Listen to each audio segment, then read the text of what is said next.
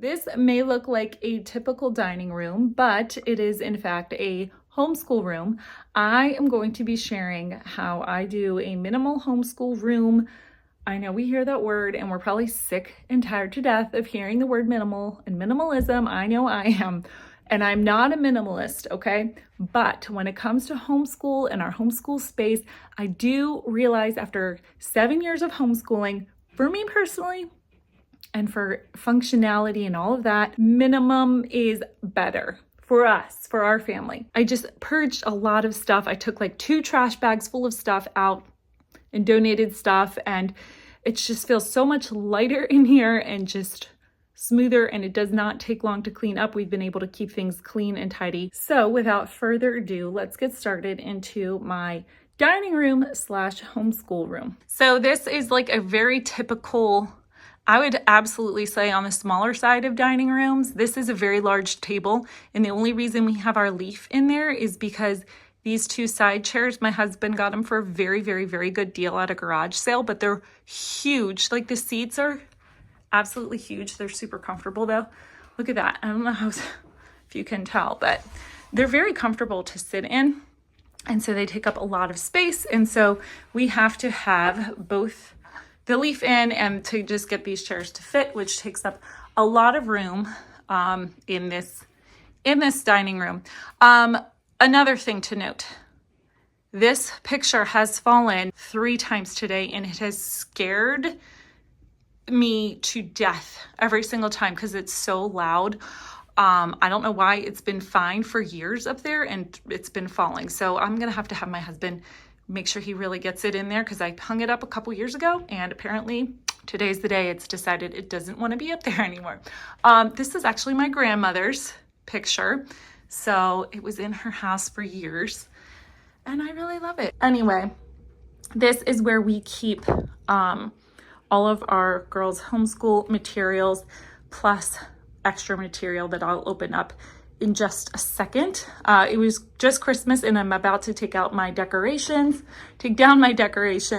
but I didn't get to that yesterday.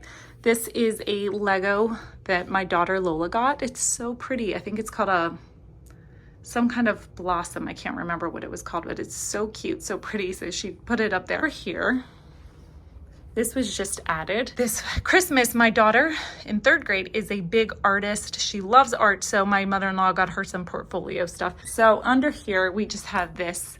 And when I say, okay, I'm going to be honest, I spent about maybe 3 minutes before this video cleaning up, just not even cleaning up, just kind of straightening up. But that's the most it ever takes me, because we just have the bare necessities and this is it. So they don't have a whole space to clutter up. This is everything. So this is my 7th grader. These are all her books, her extra paper. These are her historical fiction readers. These are her writings. This is for her her chapter book that goes along with our government course that she's doing. She does these math minutes every day for a couple minutes.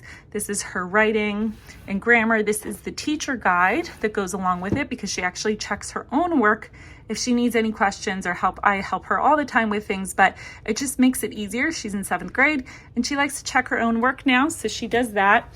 And then this is the timeline for history that she does. This is her building writing skills workbook, her Wordly Wise, and then the answer key, she checks that. She's been checking pretty much all of her work, unless it's something subjective that I have to grade. Everything she checks herself.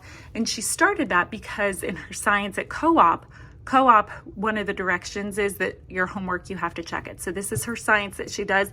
This is like her little bag that she takes of pencils and paper and all of that.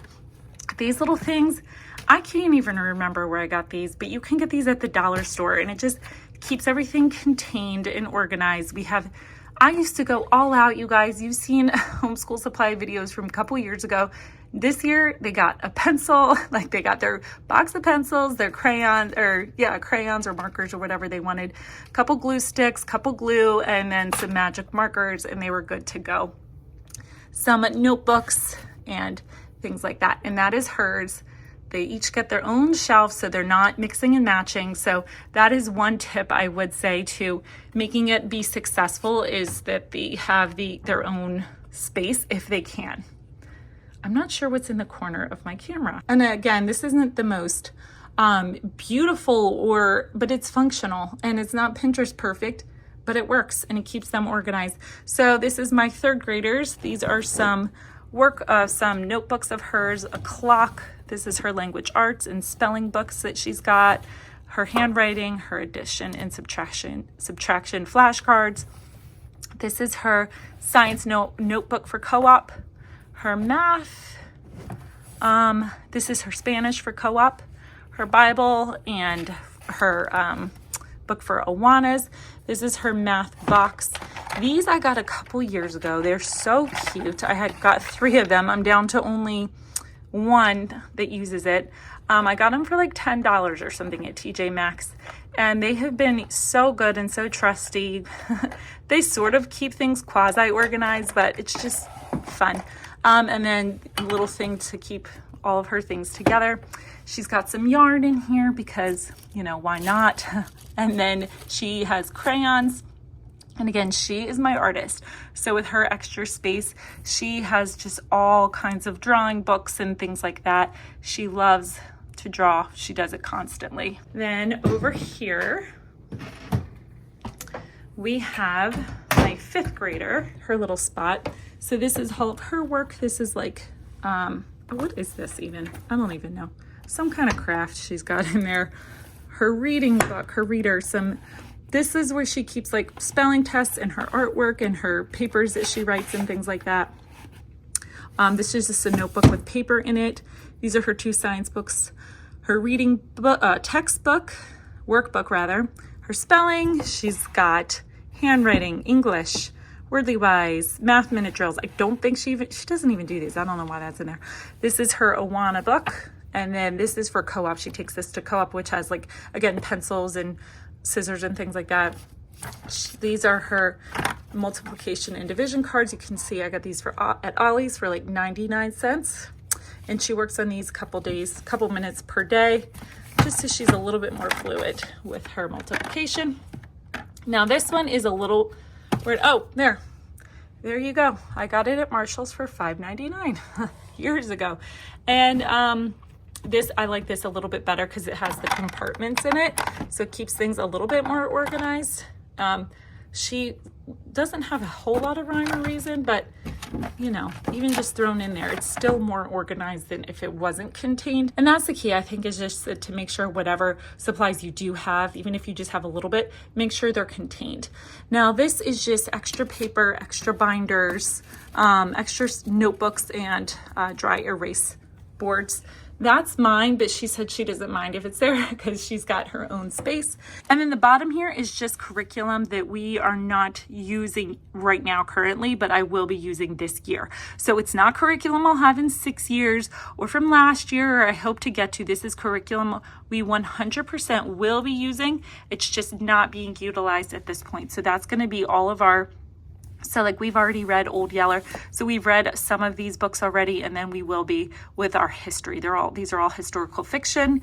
These are some of our Bible courses that we've done or will be doing. What's this? Health in the Human Body. Oh man, I lied.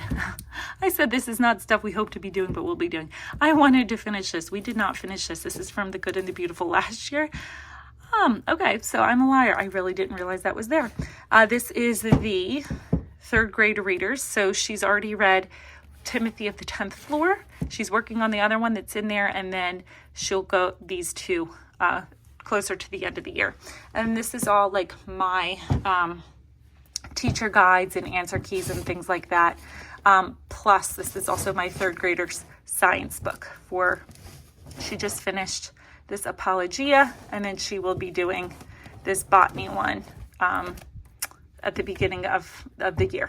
So that is their curriculum. Fun little fact before I move over to the other side.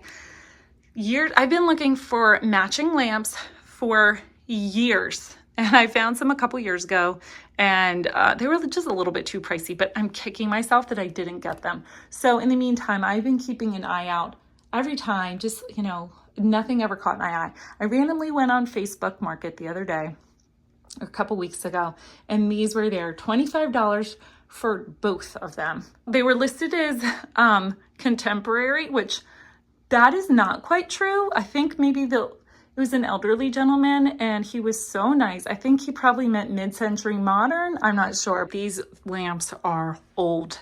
I mean, I'm not talking 1980s old. I think they're probably from the 50s or 60s. I probably should message him, honestly, and ask. Because the lampshades to me look super 80s, but the cords look like they're from the 50s.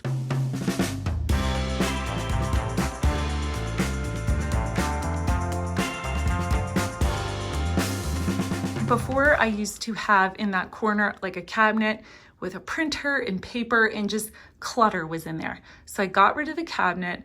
I just put this in the corner now for Christmas. It's coming out. I don't know what I'm gonna do with it, maybe nothing.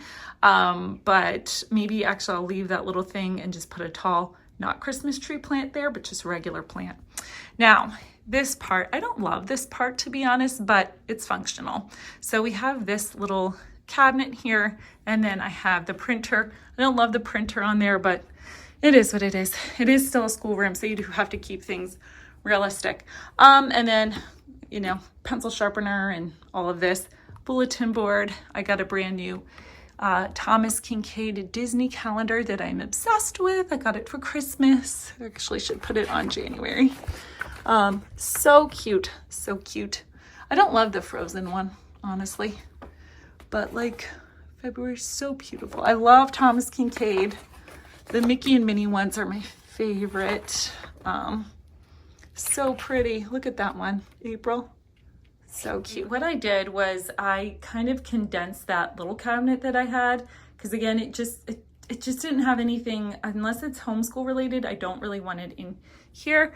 And so, because it's just causing too much, you know, these things were just packed full, and it was, I don't know, it was a little chaotic in here, honestly. So we have here, this was just added for Christmas. After Christmas, my daughter wanted a pottery studio, so she, I guess, put that in here. I said find a place for it, so I guess that's where it is.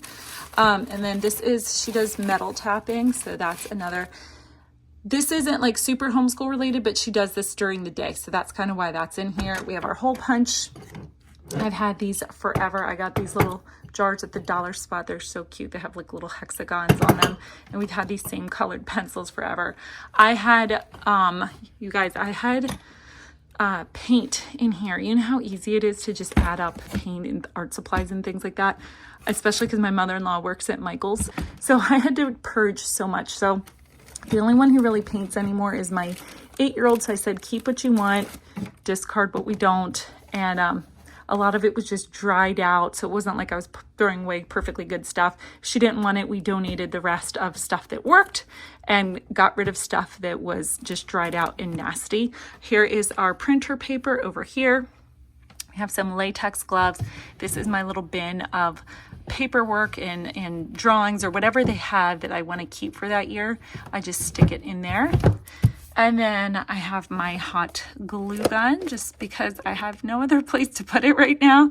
I'll probably find a better place later, but for now, that's where it is. And then this random assortment of papers is just random papers that we can't use anymore, but instead of recycling them or throwing them away right now, I will recycle them later. But my 1-year-old, my 1.5-year-old really likes to draw on papers. So we'll just give her paper that was either messed up from the printer or something like that. Or, you know, my 8-year-old, who's the artist, loves to draw, and so she uses paper like that. So I don't want to just waste it. So we kind of try to get multiple uses out of it before it goes in the recycling. That is our little art cabinet, so to speak. So that is pretty much it. That is everything. Now, the only other thing we have is our morning basket, and that's in my living room. I'll show you that in just a second. But this is very functional because we do use our dining room as like a formal dining room, but we also use it mainly as our homeschool space. And last is our morning basket. We started with a morning basket, then I did a morning cart, and that would get cluttered, and it would just attract a bunch of stuff that I didn't need on it. So having this basket really just allows me to make sure I'm only putting in there what I need. Actually, these things don't even belong in there. I was just filming a video and showing these, and they just fell. So this is just all the resources that we use for our group subjects, our history and our Bible and things like that. This is my Sunlight binder, and then this is a Bible that we have. And so this is just literally in our basket by the couch, tucked away in the corner, doesn't take up much room at all. Now I will say I have used this room our first year of homeschooling, and it did, my kids were in first grade and preschool and 2 years old, and the fourth one wasn't even thought of yet. And so I had like alphabet border on the wall, and you know, it definitely looked more kid-ish and schooly, and that worked as well. And so you can make the room however you want. You know, if you have a small space but you love so much color and all the charts on the board, go for it. But I guess my goal today was just to show how you can achieve, if you don't have a lot of space, if you get overwhelmed by a lot of homeschool supplies, or you feel like you just can't keep on top of it. I was all of those. I was all of the above, and I realized like I just had to hardcore get only, again, after 7 years, realizing the only things we need are the basics, and our homeschool still functions perfectly. We don't need all the other stuff. I know sometimes like that middle of the year itch to like purge and declutter and straighten up, and you just kind of want to refresh. It's really good. I always get that itch around this time, like that December, January time. So just wanted to share kind of what our space looks like. So I hope you enjoyed this video. If you did, you can give it a thumbs up, and I'll see you soon. Bye guys.